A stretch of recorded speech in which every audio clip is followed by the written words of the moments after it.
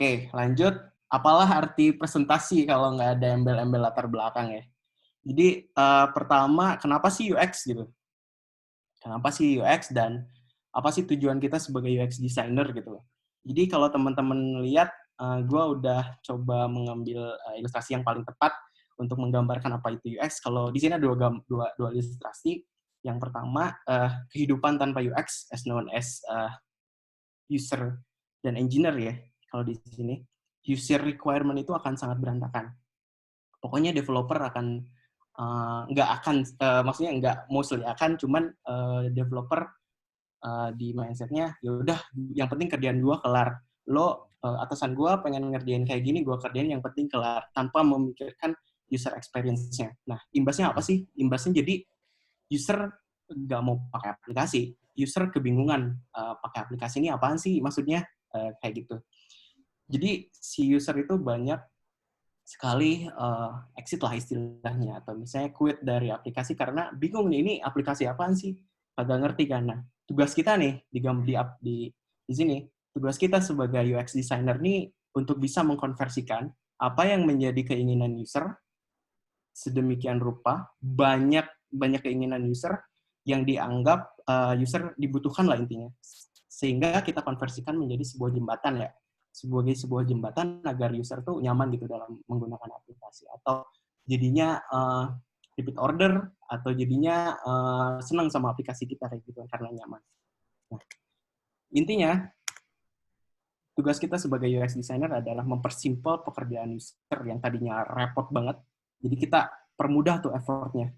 Kita permudah effort user dalam melakukan pekerjaan. Karena seperti quote di depan ini, simplification is powerful design strategy. So I want you guys to put it in mind ya. Nah, jadi apa sih itu design thinking? Nah, tadi gue udah bahas sekilas mengenai design thinking. Tapi izinkan gue untuk apa ya istilahnya mengibaratkan design thinking dalam cara memasak ya. Misalnya kita mau masak nasi goreng. Design thinking itu diibaratkan cara menghaluskan bawang putih dan bawang merah dengan baik. Bisa juga cara menggoreng telur dengan baik. Cara menumis bumbu dengan baik. Sampai cara mengaduknya dengan nasi. Habis itu diapain ya? Ya diaduk sama nasi ya. Pokoknya cara mengaduk nasi dengan baik lah kayak gitu. Nah, proses-proses itu bisa diibaratkan sebagai design thinking. Jadi design thinking itu teman-teman, gue lebih suka memanggilnya sebagai mindset ya. Mindset yang terdiri dari istilahnya proses non-linear yang sifatnya itu iteratif. Habis itu yang paling berkarakter dari design thinking itu adalah design thinking itu berfokus dalam memahami permasalahan yang ada di user, straight langsung ke user. Sehingga permasalahan tersebut kita langsung ubah menjadi sebuah desain solusi. Itu bisa apapun. Fasenya itu ada di sini nih. Yang pertama ada empathize, berempati, kemudian ada divining problems. Habis itu ada mengideasi sebuah solusi. Habis itu kita prototype kan, habis itu kita tes. Kayak gitu kurang lebihnya ya. Kita bedah satu persatu. Yang pertama adalah berempati ya. Berempati ini simpelnya adalah memahami masalah, that's it. Biasanya proses ini memerlukan kamu buat ngumpulin informasi dari user berupa problems and concerns. Intinya gitu. Kita nyari apa yang menjadi masalah dan juga kecenderungan user. Nah, gimana sih cara berempati? Biasanya kalau gue melakukan riset sama melakukan user requirement, gue biasanya ada beberapa cara. Yang pertama kita bisa langsung ke user, kita bisa langsung tanyain ke user, simpelnya kayak user interview gitu, ajak ngobrol ke user yang tepat, misalnya, Mas, pakai aplikasi apa ya, kita pakai ibaratnya aplikasi Genius nggak? Misalnya Genius ya, Mas pakai aplikasi Genius nggak? Pakai. Oh, saya ada riset nih. Menurut Mas, Mas kesulitan dalam menggunakan aplikasi Genius itu apa sih? Misalnya kayak gitu. Simpelnya kayak gitu. Itu kalau kita user interview. Jadi kita ajak ngobrol langsung usernya untuk mendalami apa yang menjadi masalah user, apa yang user temukan sebagai masalah. Ataupun selain user interview, teman-teman juga bisa survei ya. surveinya bisa berupa ya gampang sih. Kalian kasih konteks, habis itu kalian langsung kasih kayak penilaian seberapa sulit sih Anda menggunakan aplikasi Genius ini, misalnya kayak gitu kan, dari 1 sampai 5. Nah, nanti si user ngobrol tuh di situ kan, simpelnya kayak gitu. Nah, jadi intinya berempati itu adalah komunikasi sih menurut gua. Dan yang paling sering gua sebutkan berempati itu adalah put yourself in the user's shoes, atau istilahnya memposisikan diri kita sebagai posisinya user, sehingga kita tahu nih apa sih yang jadi masalahnya, kayak gitu loh. Oke, abis berempati, langsung ke proses berikutnya, yaitu mendefine. Nah, tadi kan kita udah berempati tuh, kita udah ajakin ngobrol masnya, udah kita ajak ngobrol, udah kita lontarin pertanyaan-pertanyaan, itu kan banyak banget data yang kita bisa dapatkan. Nah, di define ini, tugas kita untuk mendefinisikan insights yang tadi kita udah dapatkan, sehingga menjadi konteks user stories, kurang lebih kayak gitu. Atau cerita user lah istilahnya. Formatnya kayak gimana? Formatnya kayak gini nih. As a who, sebagai siapa, I want to what, saya inginkan apa, atau saya merasa apa, so that why, karena bla bla bla. Jadi semuanya reasonable gitu loh. Contohnya kayak gini. Nah, intinya adalah kalau kita udah dapat konteks tadi, ubah menjadi user stories, habis itu kita harus mengubahnya menjadi real problem. Yang tadinya konteksnya cerita dari user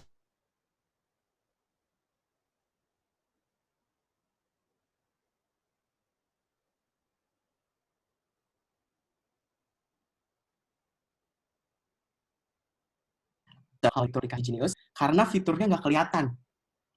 By the way, ini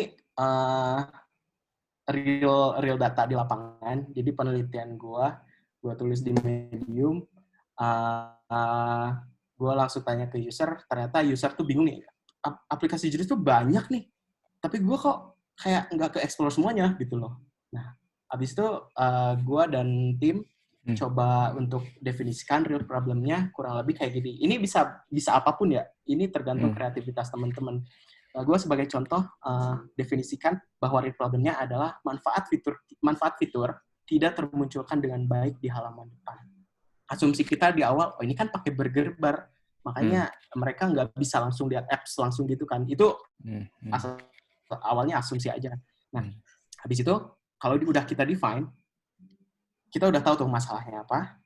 Habis itu kita ideate solusinya. Kita mulai dengan solusi potensial. Tahap ini biasanya menuntut lo untuk lebih kreatif dan memikirkan solusi sebanyak mungkin. Biasanya kalau gue di tahap ini, dari awal sih sebenarnya, gue mengumpulkan beberapa stakeholder kayak atasan, mungkin nggak dulu atasan deh, tim marketing, tim tech, tim CS, sama tim bisnis. Biasanya gue kumpulin tuh 4 orang buat mengideasikan suatu solusi. Karena ini sangat penting buat teman-teman lihat bahwa kita perlu melihat suatu konteks masalah di beberapa sudut pandang gitu loh. Jadi ada sudut pandang dari bisnis, ada sudut pandang dari marketing, ada sudut pandang dari CS, ada sudut pandang dari UX, dan tech-nya. Jadi tuh kita masalahnya dan ideasi solusinya akan sangat kaya gitu loh. Nah, disinilah kita mengumpulkan stakeholder untuk kerjasama gitu. Coba gua tulis nih, solusi untuk masalah tadi adalah bla bla bla bla. Lu gimana dari marketing? Bla bla bla bla bla bla bla. Itu kan bakal banyak. Itu kita prioritize sehingga mana nih yang paling baik dan paling ya terbaik lah untuk kita terapkan kayak gitu kan. Contohnya, itu kayak gini ya. Kita udah punya user stories, real problem, habis itu kita definisikan menjadi solusi, habis itu kita definisikan ke how might we. Gimana sih kita merealisasikan itu. Contohnya, gue tadi udah sebutkan, yang pertama ada user story, real problemnya manfaat fitur tidak termunculkan dengan baik di halaman depan. Solusinya adalah, nah ini bisa banyak ya, teman-teman bisa gathering data sama bisa saling challenge sama team member. Contohnya di sini gue ideate solusinya berupa redesign tampilan home feed dengan experience yang lebih clear. Karena tadi masalahnya itu nggak dimunculin dengan baik kan. Makanya solusi gue adalah meredesign tampilan home feed dengan experience yang lebih clear kayak gitu. Gimana sih kita melakukannya?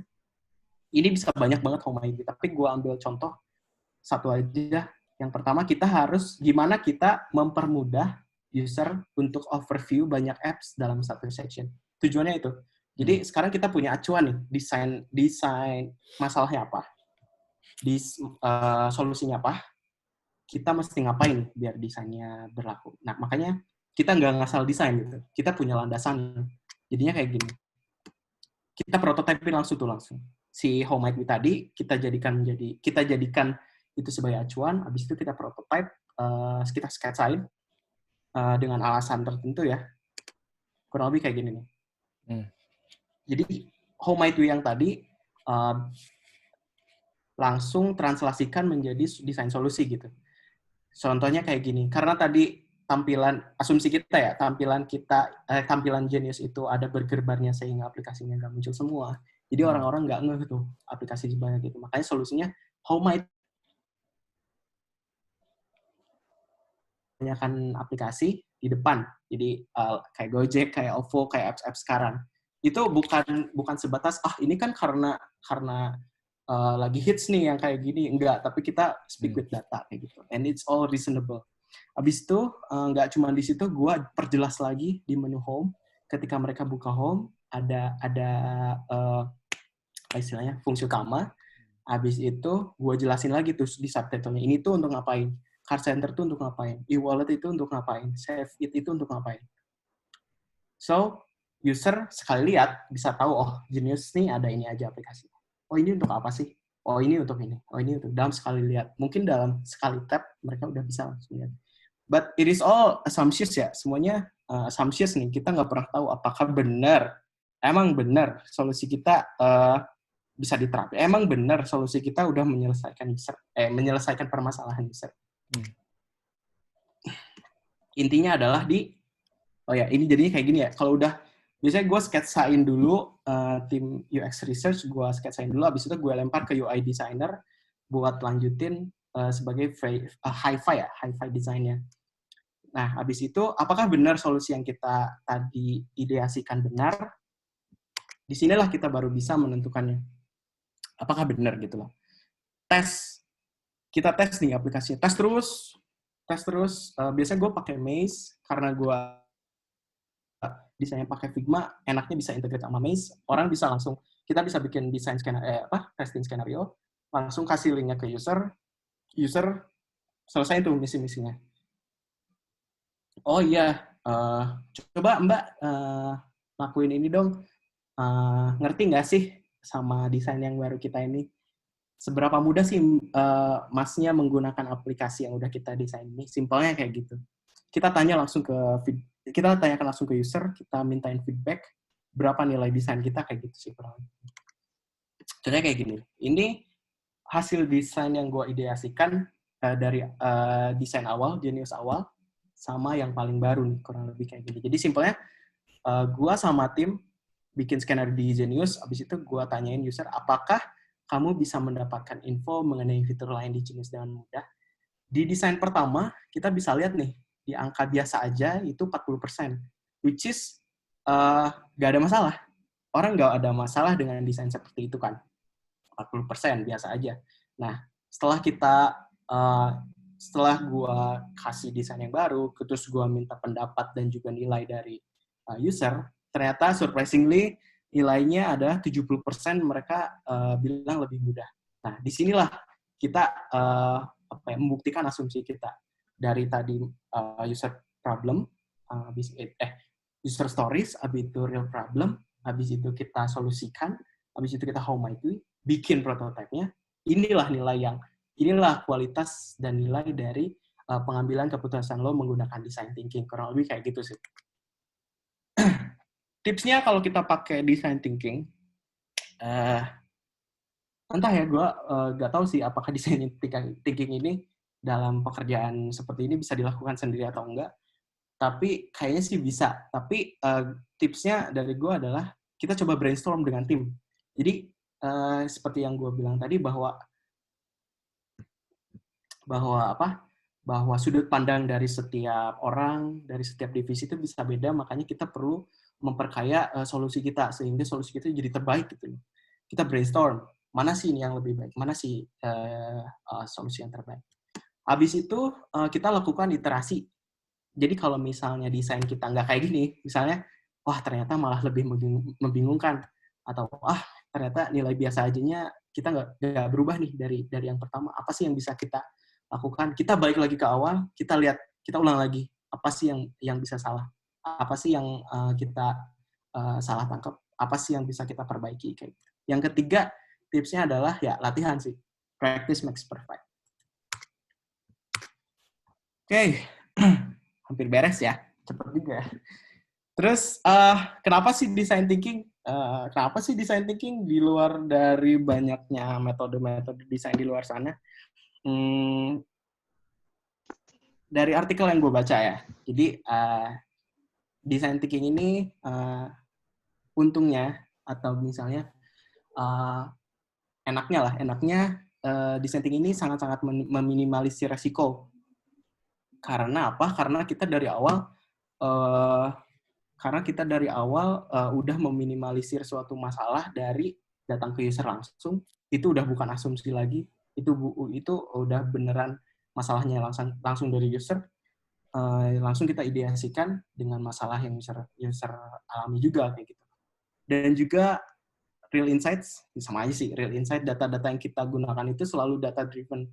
Jadi kalau di desainnya itu kita harus selalu ngobrol dengan data, hentikan asumsi. Lo boleh bilang hipotesis, tapi ya harus validate lagi. Bener nggak sih ini nilai segitu tuh bener nggak sih kayak gitu. Sama yang ketiga, kenapa sih harus design thinking? Karena immediately applicable sih. Jadi kayak semua divisi bisa terlibat dalam proses ini, sehingga menghasilkan solusi-solusi yang terbaik gitu loh, yang tajam kayak gitu. Oke. Jadi kesimpulannya, kalau tadi teman-teman perhatiin, design thinking itu sebenarnya adalah sebuah proses yang non-linear. Jadi nggak semerta-merta habis empathize langsung define, langsung ideate, langsung prototype, langsung tes. Memang seperti itu, tapi kenyataannya kita bisa aja dari empathize langsung ke define, ideate, prototype, tes, bisa aja langsung balik lagi ke ideate. Kalau misalnya tes kita menghasilkan nilai yang kurang memuaskan, kita bisa langsung balik lagi ke ideate. Apakah benar ini solusi yang terbaik? Kita ideate lagi kalau misalnya nilainya kurang. Habis prototype kita bisa balik lagi ke ideate lagi, learn from prototypes to spark new ideas. Habis itu kita bahkan bisa balik lagi ke define, bisa balik lagi kemana-mana. Jadi intinya, makanya gue bilang design thinking itu adalah mindset, karena ya seperti ini. Kita nggak bisa semerta-merta habis empathize, define, dan secara struktural habis itu ulang kayak gimana. Pokoknya design thinking itu non-linear aja, kemana-mana bisa. Gitu.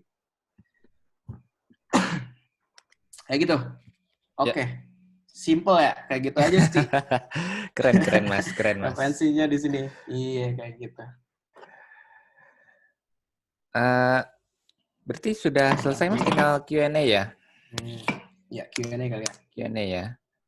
Nah teman-teman tadi yang memang sudah nyimak penjelasan dari Mas Eki, mungkin bisa. Oh ya, mungkin dari saya dulu kali Mas ya. Kita misalkan ada pertanyaan kayak gini nih Mas.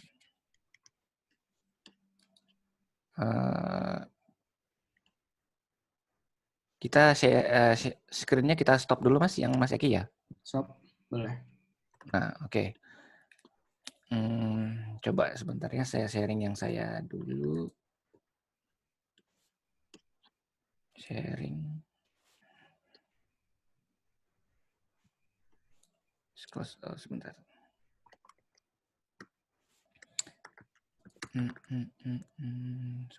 Sebentar.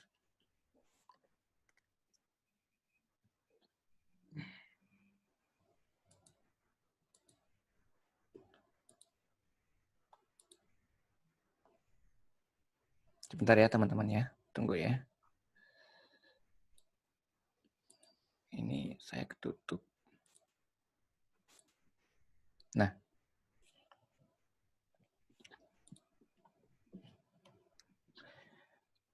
Nah, ini yang nanti kalaupun misalkan teman-teman yang mau tanya, silahkan di situ ada cara-caranya. Untuk yang pakai mobile, dia ada titik 3 tuh ada menu. Terus dia akan ke atas ada menu lagi, ada raise hand, silahkan klik di situ. Nanti akan ada satu icon untuk tanya. Terus dan kalaupun misalkan di yang desktop itu ada raise hand yang di sebelah kanan bawah, itu bisa diklik, silahkan kalau nanti yang mau tanya. Nah, ini dari saya nih Mas, saya pertanyaan. Kan dalam satu tim itu kadang-kadang memang orang tidak semua menerapkan design thinking ya. Misalkan mungkin ada tim tim bisnis, ada tim HR-nya juga di tim Mas Eki ya. Halo Mas? Halo Mas Eki? Ya. Ya. Ini gimana nih caranya untuk setiap tim itu setiap member di tim itu punya pemikiran yang sama untuk memakai metode design thinking nih Mas.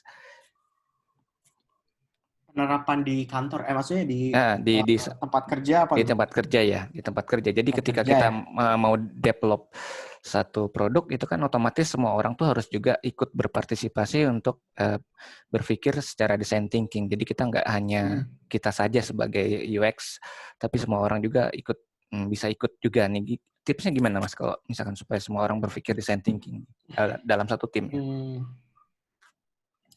Tipsnya mungkin bukan tips, lebih ke gimana ya? Ya caranya ya. Sebenarnya nggak ada cara yang prosedural banget ya, harus kayak gimana selain menanamkan mindsetnya itu sendiri ke teman-teman gitu. Jadi kayak gue pernah tuh waktu di kantor sebelumnya ada tim magang, tapi mereka mesti ikut design sprint, which requires design thinking process kan.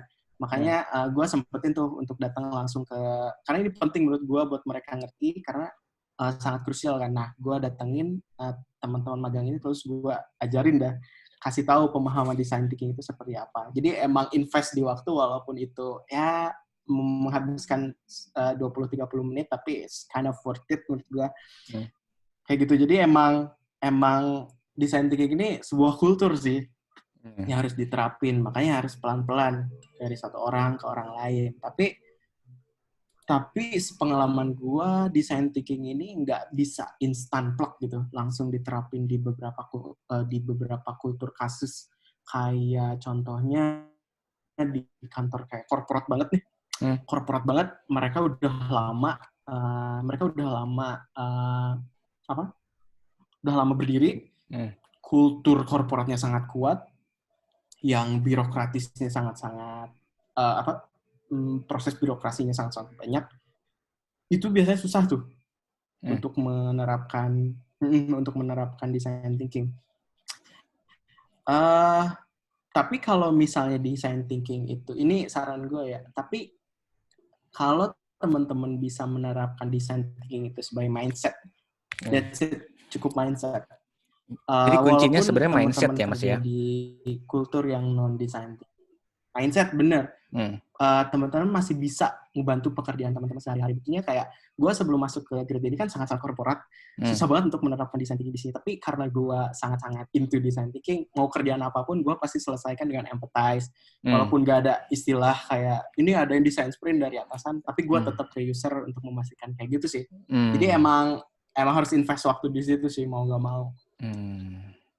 Oke. Untuk teman-teman yang mau tanya-tanya, silakan. Tadi ada satu tombol itu bisa raise hand ya. Sok silakan yang mau. Coba ada ya. Ada nggak? Kalau lihat raise hand gimana ya? Lihat. Bentar.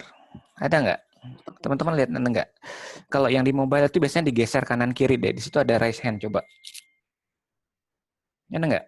Nanti saya buka audionya. Di partisipan.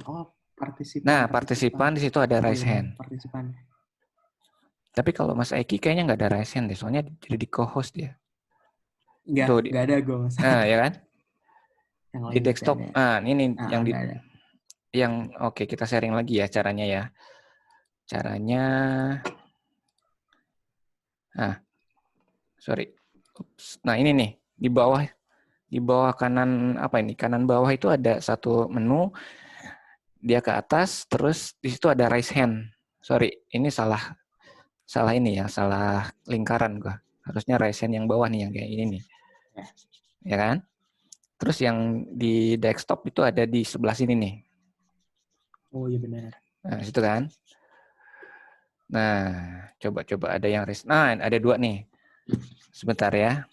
Mas, ini masih ada banyak yang join juga. Sebentar, ini ada Mas Ulul. Mas Ulul, siap audionya? Iya, Mas. Nis, coba nih, Mas. Ya, silakan Mas, tanya Mas. Thank you, Mas, udah sharing soal design thinking. Jadi lebih jelas dan baru ngerti proses yang sebenarnya nggak linear. Ini saya mau nanya, untuk proses pertama itu kan kita nge-create user story. Tapi kan di user story itu jadiin dia ke real problem itu kan biasanya banyak asumsi ya, Mas ya. Cara untuk ngehilangin asumsi tentang user story biar jadi real problem itu gimana ya, Mas ya? Terus satu lagi, untuk ideation itu perlu iterasi berapa kali dan kapan sih kita itu selesai untuk ideation? Apakah waktu kita selesai tes berarti kita menyelesai atau udah selesai ideation, atau nunggu atasan bilang bahwa produk itu selesai untuk diproses design thinking? Mungkin itu, Mas. Thank you, Mas. Iya, oke. Jawab aja nih. Ya, langsung aja Mas. Pertanyaan pertama ya. Nanti mungkin dari kita user story kan. Mungkin kita dua ya, karena 2 pertanyaan lagi. Silakan untuk pertanyaan pertama, Mas. Oh, boleh. Nah. Pertanyaan Jadi pertama. Jadi ada 3 orang yang nanya. Oh gitu. Nah, ya udah. Ya silakan Mas. Oke, pertanyaannya tadi ada 2 ya, dari Mas siapa? Mas Ulul? Mas Ulul. Ya, dari Mas Ulul ya. Makasih banyak. Jadi memang benar user stories itu kan kita udah dapetin data real di lapangan. Tapi masalahnya ketika kita mendefinisikan sebuah real problems itu bisa banyak banget. Itu bisa berasumsi banyak banget. Itu bisa dari setiap stakeholder itu bisa memunculkan banyak sekali asumsi real problem. Nah, masalahnya yang harus dilakukan adalah kita ambil tuh mana yang paling mendekati masalah yang mana sih masalah yang lebih mewakili dari semuanya, kayak gitu loh. Dan uniknya pun di sini, setelah kita menentukan real problem itu yang mana ya misalnya. Oh ya, dan by the way, real problem ini bisa lebih dari 1. Untuk di note ya, real problem ini bisa lebih dari 1. Makanya ini sangat design thinking itu uniknya di sini, kita bisa mendefinisikan, abis itu kita tes nanti di akhir benar nggak sih real problem. Makanya gue bilang tadi bahwa design thinking itu kan sebuah proses yang non-linear. Kita nggak apa-apa Mas, nggak usah takut untuk ini kayaknya benar nggak sih gitu loh. Nggak apa-apa, kita ideasikan aja dulu. Soalnya toh itu juga udah hasil eliminasi dari beberapa real problem yang udah kita definisikan, kita dan tim definisikan sebelumnya kan. Makanya stick with that, stick sama real problem itu, kita tes nanti di akhir. Apakah benar ini masalahnya? Jadi, design thinking ini kita baru bisa tahu nilainya di akhir, di testing. Nggak apa-apa, entah itu masalahnya bisa aja di real problem, bisa aja di ideasi, bisa aja di how might we, kayak gitu loh. Jadi, caranya emang define aja. Real problem itu define aja. Habis itu kita eliminasi, kayak gitu. Nah, pertanyaan kedua, ideation itu berapa kali kan? Berapa kali sih? Terus sampai kapan sih kita melakukan iterasi ini? Jawabannya itu sangat-sangat tidak tentu. Bisa aja itu iterasi ke-10, ke-15, sekian. Pokoknya nilai yang kita, sampai desain solusi kita menghasilkan metrik, gue bilangnya metrik ya untuk nilai, menghasilkan nilai yang cukup memuaskan gitu, cukup tinggi. Bahkan gue sempat sharing juga sama Mbak Jamika, dia UX research-nya Tokopedia. Dia cuma ngurusin sepanjang karir dia cuma ngurusin search bar. Kalau teman-teman buka Tokopedia, terus lihat search bar, nah itu kerjaan dia. Dia dari awal masuk, nggak awal masuk sih, mungkin di tengah-tengah. Sampai sekarang, dia mengiterasikan itu terus. Jadi intinya, design thinking ini bisa terus kayak endless loop gitu, Mas. Karena di tengah bisa aja masalahnya berubah. Bisa aja behavior orang berubah. Bisa aja ada masalah baru yang timbul. Kayak gitu. Jadi intinya, mau berapa kali pun, sampai nilai yang ditargetkan itu tercapai sih. Kayak gitu. Ya, semoga menjawab ya. Ya, thank you. Oke. Ini Itu ntar PDF-nya bakal dibagiin apa di-keep sendiri atau ada di Medium Mas-nya? Gimana, Mas? Untuk materi malam ini bakal di-share di Medium apa di-keep private? Di Medium sih kayaknya. Sebenarnya ada sih, gue udah tuliskan sih kasus ini. Ntar gue share linknya. Share link Mediumnya. Oke, thank you Mas. Oke, Mas Ulul, thank you ya. Mas Ulul. Mas Ulul, thank you ya. Ini ada Mas Alvin. Alvin? Boleh? Tes, halo? Iya. Ya, Mas. Mau nanya ke Mas Eki, Mas. Kalau Ya, misalkan testing, biasanya yang di-prepare tuh apa aja sih biar testingnya tuh berjalan dengan lancar? Dan selama ini ketika ngelakuin testing, obstacle apa aja yang udah pernah dihadapin? Terus juga gimana cara overcome obstacle-obstacle itu? Itu aja sih. Thank you.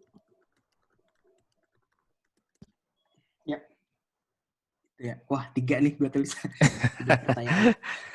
Mas Alvin ya? Mas Alvin. Oke, Mas Alvin.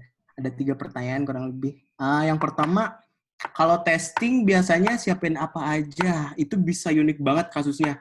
Contohnya kalau misalnya kita cuman butuh cepet atau misalnya kita ada kasus yang menurut kita bisa diselesaikan dengan langsung aja datang ke user, itu biasanya langsung aja tanyain ke user, datang, habis itu kita tulis lah istilahnya, kita catat insight dari mereka.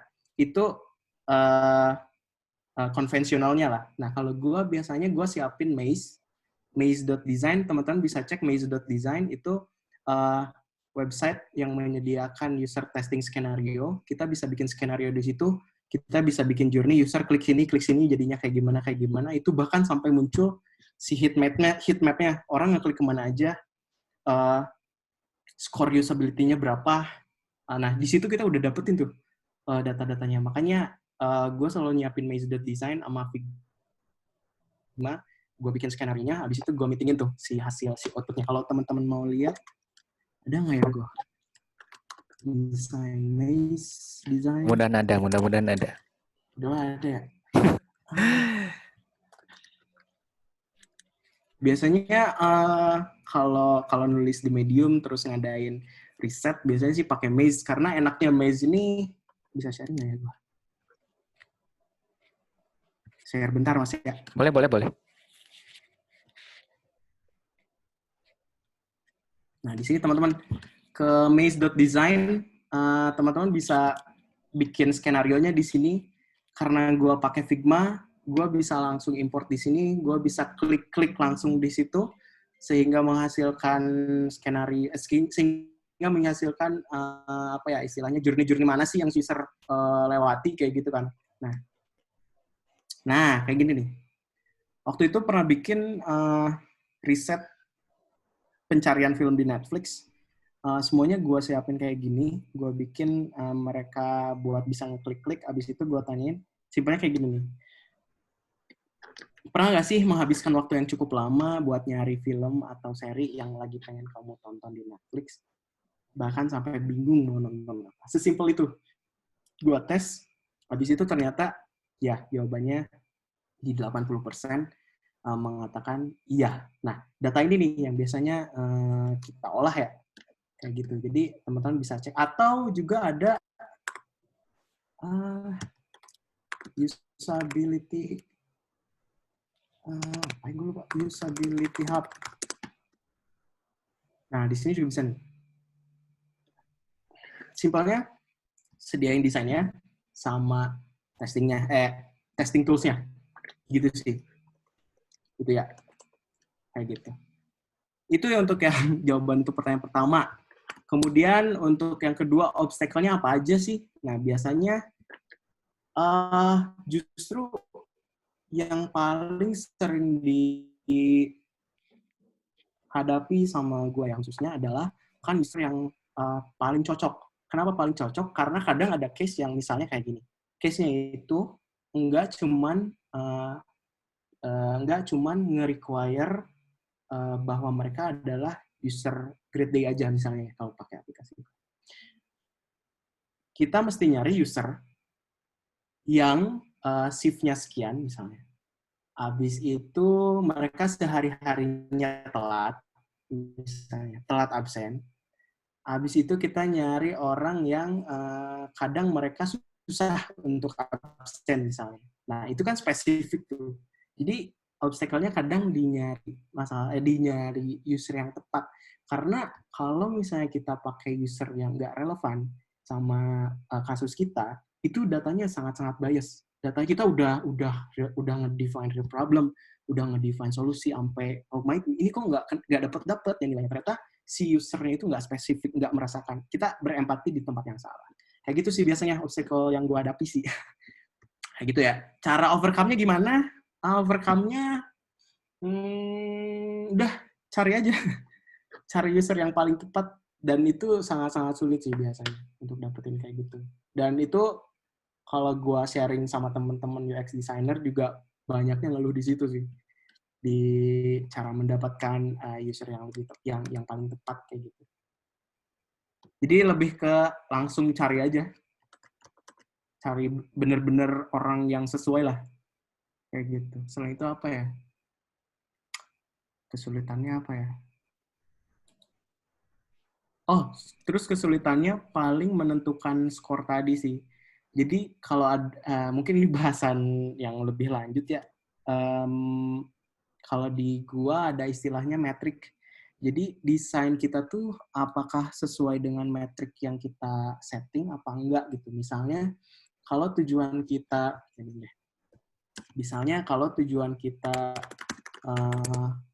dari atasan nih ada requirement. Ini gue pengen orang-orang user buat stay di aplikasi gue, nikmatin baca konten dan nonton konten gue lebih lama gitu. Coba lu UX designer iniin lah solusikan kan. Nah, terus apa nih nilai apa yang mesti kita capai untuk mendapatkan nilai itu? Jadi misalnya users engagement kan. User engagement itu apa sih? Jadi sebagai contoh, oh ternyata user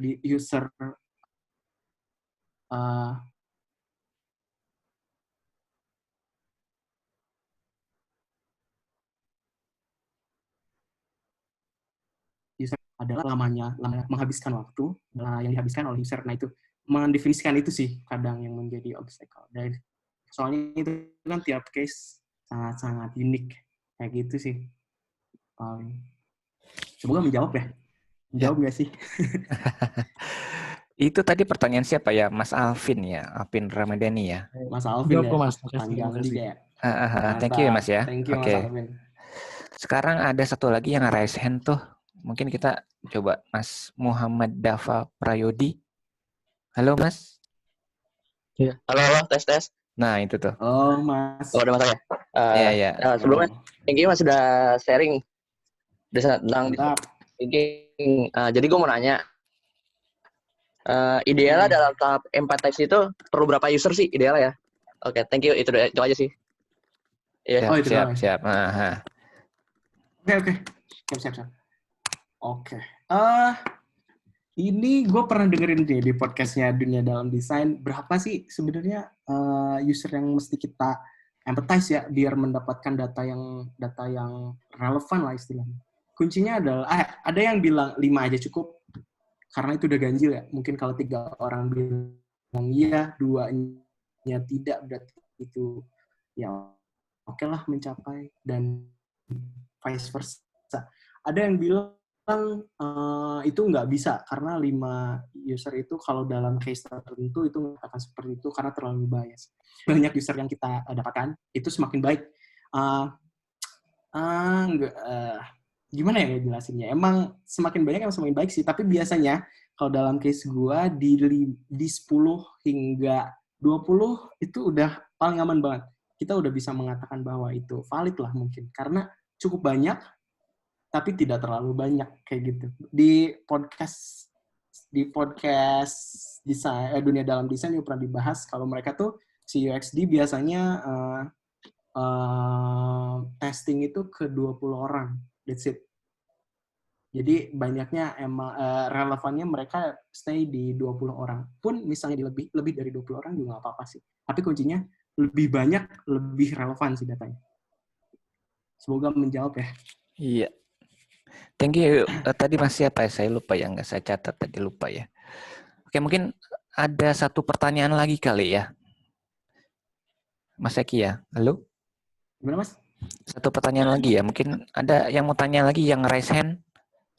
Silakan. Mas Regi nih. Halo? Halo, ada yang raise hand? Halo? Silakan yang mau tanya lagi. Raise hand tadi caranya kayak gitu ya tadi ya. Ada lagi yang tanya? Oh, nggak ada nih kayaknya nih. Halo, sekali lagi. Ada yang mau tanya teman-teman? Silakan raise hand tadi caranya. Oh, itu tuh. Ada Emir Pasha, Krisyanto. Halo, selamat malam. Nah, ya selamat malam Mas. Selamat malam. Ya silakan Mas. Ya, thank you sekali lagi Mas Eki untuk sharingnya. Sangat insightful. Mungkin mau ngelanjutin dari jawaban Mas Eki terkait pertanyaan testing ya. Jadi kebetulan kenalin dulu saya Pasha, saya UX designer dari Bank BRI dan kebetulan kita sudah nerapin design thinking ke tim dan maupun desainer sudah hampir 2 tahun ya kira-kira, tapi masih juga punya tantangan gimana untuk mengubah satu korporasi mempunyai mindset tersebut. Nah, mungkin pertanyaan atau challenge yang kita selalu ngalamin itu adalah mungkin pas testing itu kadang-kadang kita nggak tahu gimana caranya ngeset waktu atau timeline atau timeline ketika mau tes fitur dari suatu aplikasi atau aplikasi keseluruhan. Nah, mungkin pertanyaan saya ke Mas Eki adalah, dari pengalaman Mas Eki, ketika melakukan tes itu, misalkan kan tes user paling banyak kan at least 20 itu udah cukup nge-validate. Nah, 20 ini, apakah biasanya tesnya ini berdasarkan si user story dan problem itu, atau pernahkah tesnya ini terhadap fitur khusus, atau biasanya tes itu secara aplikasi? Mungkin semoga itu cukup paham dari Mas Eki. Kalau mungkin ada yang nggak, kalau masih kurang paham, saya bisa ulangin lagi. Tapi itu sih lebih pertanyaan. Sip. Iya. Oke. Hah? Itu pertanyaan ya Mas ya? Atau mau tambahan tadi ya? Saya lupa. Pertanyaan. Oh, pertanyaan ya? Oke. Ya. Boleh. Silakan Mas Eki. Pertanyaannya adalah design thinking ini ketika kita melakukan proses dari awal hingga akhir, apakah dilakukan secara aplikasi keseluruhan atau mungkin beberapa fitur aja atau mungkin beberapa project? Itu jawabannya benar semua. Jadi dari awal kita udah ngeset nih, kita mau menerapkan design thinking di mana? Di fiturnya kah? Fitur yang udah baru mau kita perbaiki? Di fitur yang baru kah? Atau di aplikasi secara keseluruhan kayak gitu. Jadi kita bisa breakdown lagi nih dari awal apa tujuannya? Is it a feature? Apakah sebuah project? Habis itu kita baru tuh jalanin design thinking-nya. Jadi emang bisa kemana-mana sih design thinking. Makanya mindset sih jatuhnya. Mau itu dari kerjaan UX atau non UX itu bisa. Makanya emang semuanya bisa sih. Simpelnya kayak gitu sih biasanya. Mas Fasya emang biasanya kalau di kantor per feature apa per apa kalau design sprint? Kalau sekarang sih biasanya kalau dari pengalaman saya sekarang sih pernah fitur karena ini produk yang sudah launching dan sudah berjalan. Tapi kadang-kadang existing betul. Tapi juga kadang-kadang lebih sering banget dapat project dari sebuah apps atau web yang sifatnya juga baru gitu. Jadi sebenarnya yang betul itu cuma mungkin yang saya pengen lebih pengen lebih tahu dari Mas Eki itu adalah yaitu sih kayak apakah cara menghandalinya itu beda-beda atau sebenarnya sama aja tergantung cara kita ngeset goal-nya atau gimana sih gitu biasanya. Soalnya kadang suka saking banyaknya suka berantakan dan jadi kayak ini bener nggak sih gitu by best practice. Iya benar. Kalau pengalaman saya waktu di Festifarm itu saking banyaknya permasalahan, jadi user story-nya itu Mas bisa banyak sekali. User story-nya itu kita kumpulin, dan itu belum tentu menjadi sebuah fitur baru. Bisa aja itu merupakan sebuah fitur tambahan atau enhancement dari fitur, jadi kita udah kumpulin, baru tuh kita jabarin, ini tuh fitur apa? Apakah ini fitur baru? Ketahuan tuh di bukan empathize, di ideate. Kita ketahuan tuh, oh ini masalah ini, oh ini masalah ini, oh ini masalah ini. Tapi kita secara keseluruhan pakai design thinking kayak gitu sih. Pengalamanku kayak gitu. Oke, baik. Iya. Baik. Oke, terima kasih Mas Emir ya, Emir Pasha ya. Mungkin satu lagi Mas, ini satu lagi yang terakhir ya kali ya. Boleh? Boleh. Ini satu lagi kayaknya cewek nih, Para Ruby Adina. Halo Mbak Para. Halo. Iya. Nah, ya silakan Mbak ya. Oke. Halo. Oke, Mas Eki, kenalin, nama aku Farah. Aku saat ini bekerja sebagai UX writer di sebuah startup pendidikan.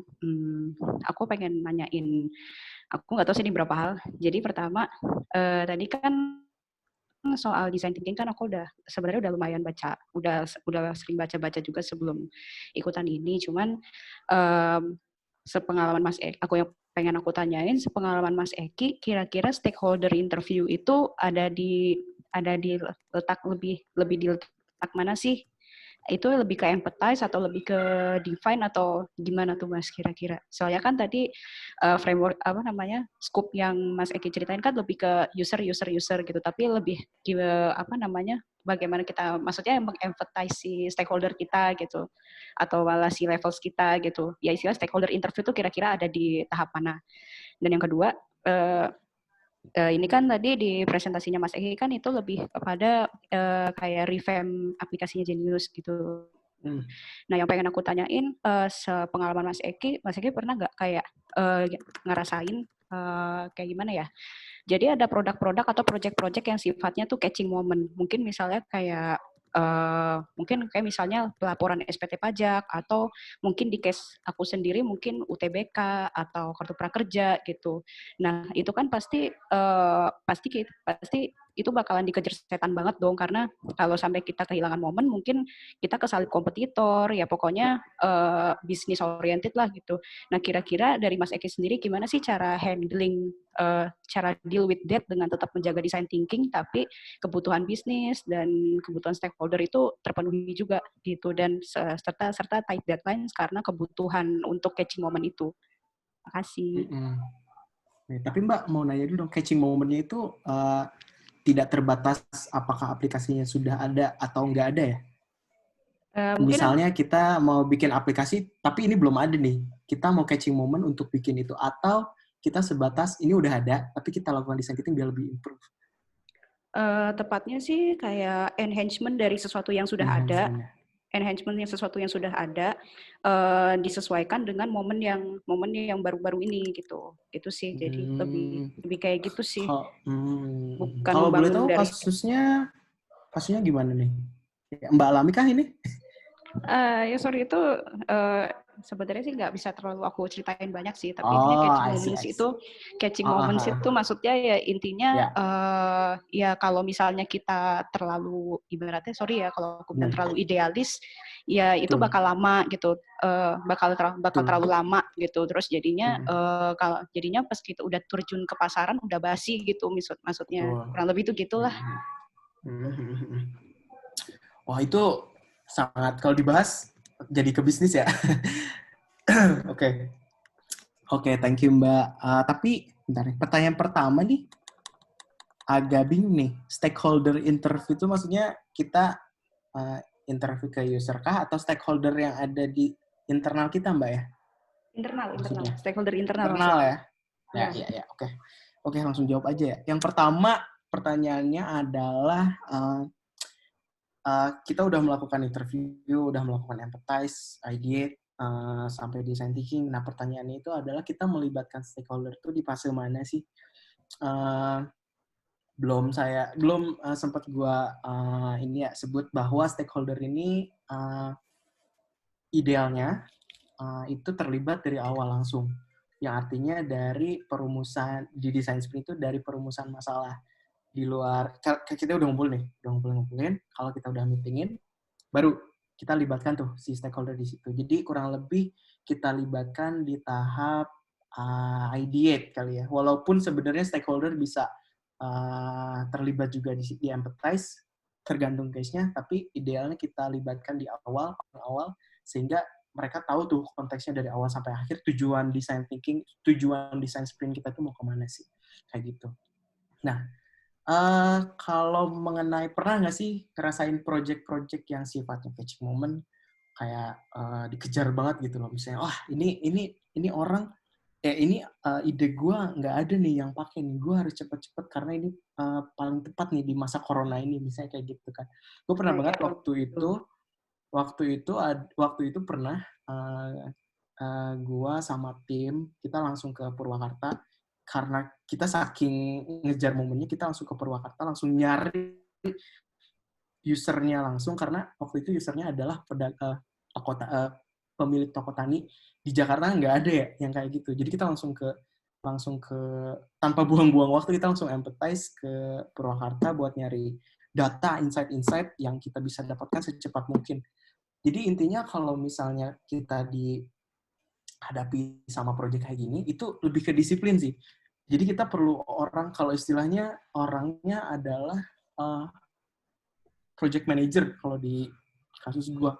Jadi project manager ini harus benar-benar teliti, harus benar-benar solusinya ya, harus benar-benar teladan buat ngatur waktu. Ini hari ini harus selesai nih design sprint. Besoknya kita langsung ke tempat. Besoknya lagi kita harus ini, besoknya harus kali ini. Jadi kita ukur harus selesai kapan, habis itu kita breakdown tuh dari tanggal per tanggal, karena itu kan catching moment. Jadi intinya emang harus disiplin aja sih, khususnya design thinking.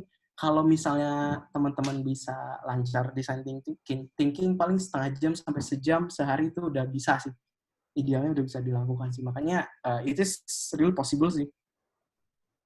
Kayak gitu Mbak, semoga menjawab ya. Thank you. Oke, thank you. Itu Mbak Farah ya, tadi Mbak Farah. Kayaknya itu pertanyaan terakhir sih Mas untuk webinar kita kali ini. Kedepannya juga mungkin mudah-mudahan kita bisa sharing-sharing lagi nih Mas. Jangan sampai enggak jangan kapok.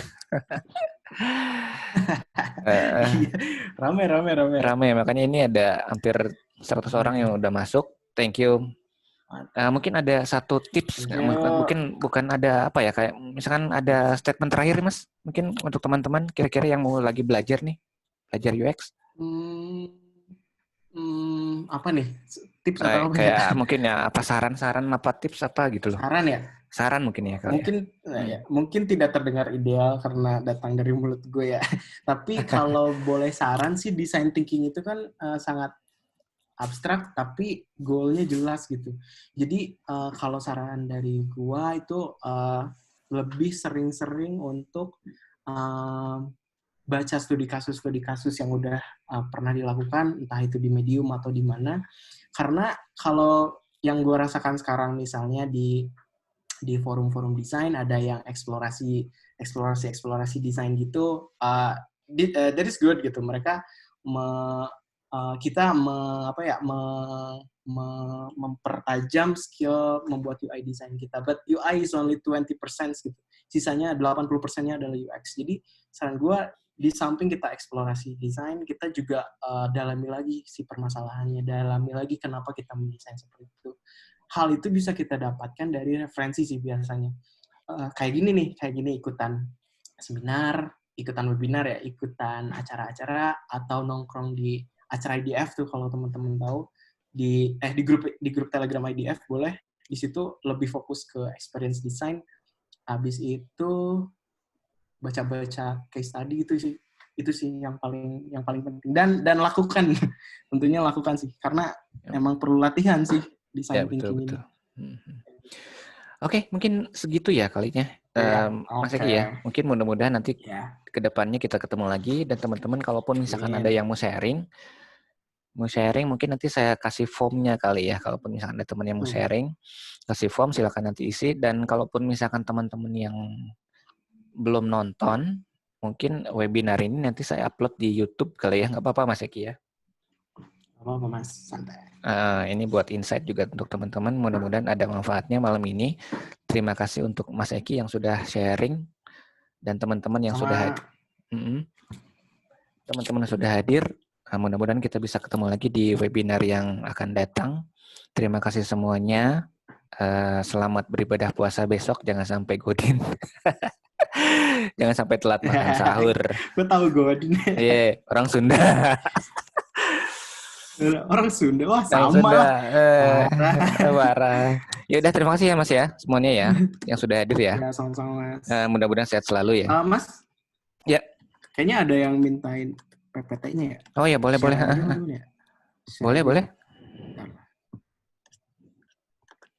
bit.ly/ Itu di chat ya Mas? Wait, salah malah. Personal.